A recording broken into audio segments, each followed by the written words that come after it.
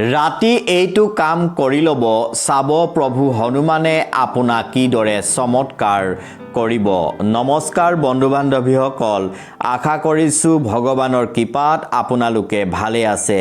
বন্ধু বান্ধৱীসকল, ৰাতি হোৱাৰ আগত এইটো কাম কৰি ল'ব আৰু চাব লাহে লাহে কিদৰে প্ৰভু হনুমানে আপোনাক চমৎকাৰ কৰিব ধৰিছে।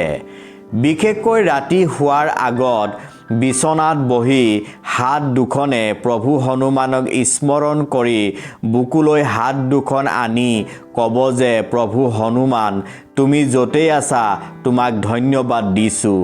আজি দিনটো ভালে কুশলে পাৰ কৰাইছা। আশা কৰিছোঁ যাতে আগন্তুক দিনবোৰ ভালে কুশলে পাৰ কৰাই জীৱনটো শান্তিময় কৰি তোলা। এইদৰে কৈ প্ৰভু হনুমানক ধন্যবাদ দিয়াৰ পিছতহে শুবলৈ যত্ন কৰিব। চাব লাহে লাহে আপোনাৰ জীৱন আগতকৈ বেলেগ হ'ব ধৰিছে। কাৰণ যি সৰ্বস্ব প্ৰভু হনুমানৰ ওপৰত অৰ্পণ কৰি জীৱন অতিবাহিত কৰিব বিচাৰে, তেওঁৱেই সকলো লাভ কৰিব পাৰে।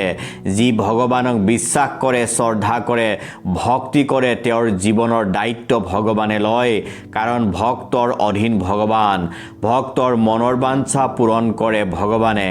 ভগৱানে সেইজন ব্যক্তিক বেছিকৈ ভাল পায় যিজনে ভগৱানক বিশ্বাস কৰি চলে, ভগৱানক নিজৰ সৰ্বস্ব অৰ্পণ কৰি চলে। যিসকল লোকে প্ৰত্যেক দিন হোৱাৰ আগত বিচনাত বহি প্ৰভু হনুমানক দিনটোত পোৱা নোপোৱাৰ সকলোখিনি লৈ ধন্যবাদ দিয়ে, সেইসকল লোকৰহে কাৰোবাৰ চাকৰি হয়, কাৰোবাৰ ব্যৱসায়ত উন্নতি হয়, আকৌ কাৰোবাৰ স্বাস্থ্যৰ উন্নতি হয়, কোৰ্ট কাছাৰীৰ সমস্যাবোৰ সমাধান হয়। কোনেও গম নোপোৱাকৈ সেইসকল লোকৰ উন্নতি হয়, জীৱন সুখ শান্তিৰে ভৰি পৰে। বন্ধু বান্ধৱীসকল, যিসকল লোকে ভগৱানক আত্মসমৰ্পণ কৰে, প্ৰভু হনুমানৰ ভৰসাত জীৱন আগবঢ়াই লৈ যাবলৈ বিচাৰে, সেইসকল লোকেই জীৱনৰ সফলতা লাভ কৰিব পাৰে। এই কথা অগণন ভক্তই বিশ্বাস কৰে যে য'ত প্ৰভু হনুমান তাতেই হৈছে বিজয়, তাতেই উন্নতি আৰু তাতেই হৈছে মংগলময় পৰিৱেশ। যি প্ৰভু হনুমানক হৃদয়ত বিশ্বাসে লৈ কৰ্ম কৰি যায়, সেইসকল লোকেই জীৱনত সফলতা লাভ কৰিব পাৰে। যিসকল ভক্তই নিজক আত্মসমৰ্পণ কৰিব জানে, ঈশ্বৰক অৰ্পণ কৰি জীৱন অতিবাহিত কৰিব বিচাৰে, সেইসকল লোকেই জীৱনৰ আচল আৰু সত্যক উপলব্ধি কৰিব পাৰে। প্ৰভু হনুমান যে দয়াময়, তেওঁ যে কৃপাময়, তেওঁ যে সকলোৰে মনৰ ইচ্ছা কামনা বাসনা পূৰণ কৰে, সেইটো ভক্তপ্ৰাণ লোকসকলে ভালকৈ উপলব্ধি কৰিব পাৰে। সেইকাৰণে ভক্ত সমাজে প্ৰত্যেক দিন নিজকে ভগৱানৰ ওপৰত অৰ্পণ কৰি পাৰ কৰিব বিচাৰে।